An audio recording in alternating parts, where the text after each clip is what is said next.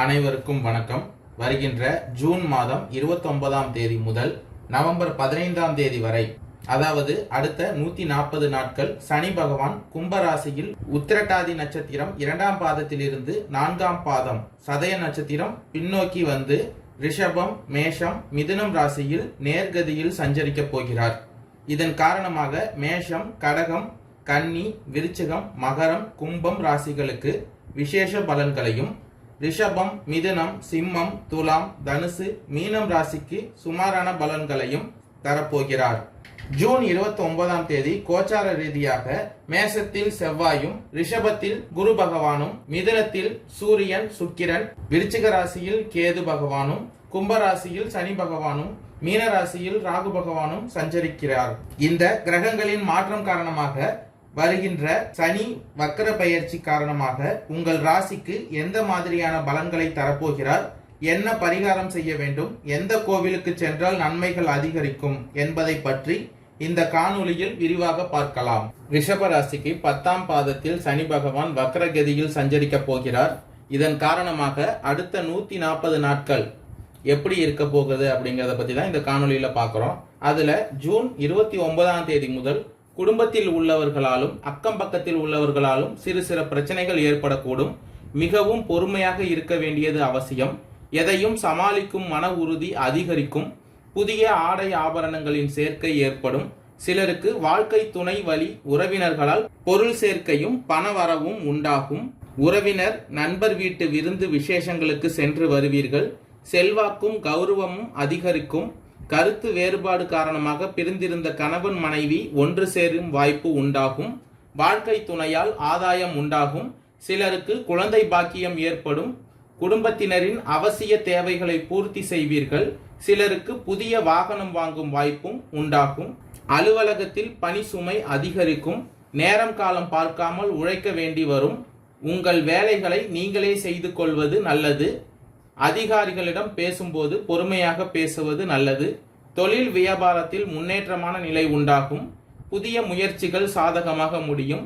வியாபாரத்தை விரிவுபடுத்துவதற்காக வங்கி கடன் கிடைக்கும். எதிர்பார்த்த அரசாங்க சலுகைகள் கிடைக்கும். குடும்பத்தை நிர்வகிக்கும் பெண்களுக்கு குடும்ப உறுப்பினர்களின் அன்பும் ஆதரவும் கிடைக்கும். அலுவலகம் செல்லும் பெண்கள் அனைத்து விஷயங்களிலும் பொறுமையாக இருப்பது மிகவும் நல்லது.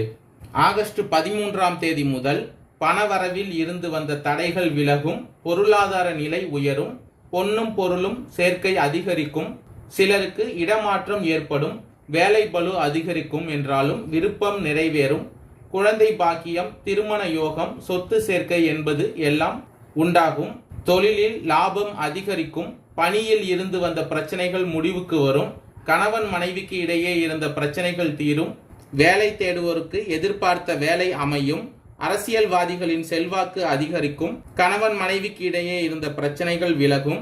குடும்பத்தில் இருந்த சங்கடங்கள் தீரும். சிலர் புதிய வீடு வாங்கி குடியேறுவார்கள். பிள்ளைகளால் நன்மை காண முடியும். விவசாயிகளுக்கு நெருக்கடி விலகும். அக்டோபர் 7ஆம் தேதிக்கு மேல குடும்பத்தில் இருப்பவர்களுக்கு தேவையான உதவிகளை செய்து அதன் மூலம் அவர்களின் நன்மதிப்பை பெற முடியும். எதையும் வெல்லும் ஆற்றல் உருவாகும்.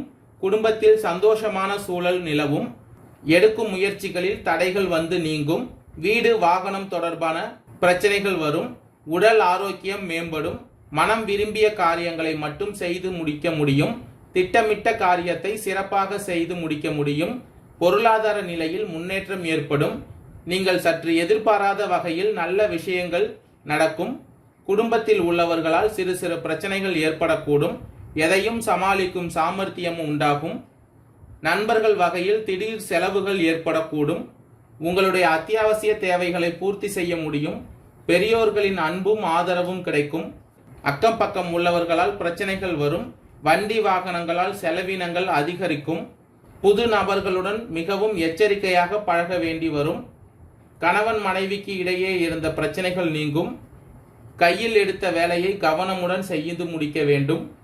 சுற்றி இருப்பவர்கள் உங்கள் உதவியை நாடி வருவார்கள். கொடுக்கல் வாங்கலில் இருந்து வந்த பிரச்சனைகள் நீங்கும். வழக்கு விஷயங்களில் சாதகமாக மாறும். அக்டோபர் 23ஆம் தேதிக்கு மேல் எந்த ஒரு காரியத்தையும் நிதானமாக செய்து முடிக்க முடியும். பணவரத்து அதிகரிக்கும். தடைப்பட்ட காரியங்கள் மீண்டும் செய்து முடிக்க முடியும். மனதில் புதிய உற்சாகமும் தைரியமும் உண்டாகும். தொழில் வியாபாரத்தில் இருந்த போட்டிகள் குறையும். புதிய ஆர்டர்கள் பெறுவதில் சிந்தனை செலுத்துவீர்கள். உத்தியோகத்தில் இருப்பவர்களுக்கு வேலை செய்யும் இடத்தில் இருந்த பிரச்சனைகள் குறையும். அலுவலகம் தொடர்பான பயணம் செல்ல வேண்டி இருக்கும். குடும்பத்தில் இருந்து வந்த பிரச்சனைகள் குறையும். கணவன் மனைவிக்கு இடையே இருந்து வந்த மனக்கசப்பு மாறும். குழந்தைகளின் நலனில் அக்கறை செலுத்துவீர்கள். புதிய நண்பர்களின் சேர்க்கையால் உதவி உண்டாகும். பெண்களுக்கு தடைப்பட்ட காரியங்கள் மீண்டும் முயற்சிகள் மேற்கொள்ளப்பட்டு முடிக்க முடியும். உற்சாகம் உண்டாகும். கார்த்திகை 2, 3, 4ஆம் பாதம் நட்சத்திரக்காரர்களுக்கு கணவன் மனைவிக்கு இடையே இருந்து வந்த கருத்து வேற்றுமை நீங்கும். சகோதரர்களிடம் கவனமாக பேசி பழகுவது நல்லது. பிள்ளைகளால் கோபம் ஏற்பட்டு நீங்கும்.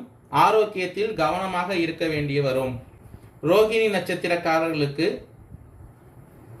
எடுத்த காரியத்தை செய்து முடிப்பதில் தாமதம் உண்டாகலாம்.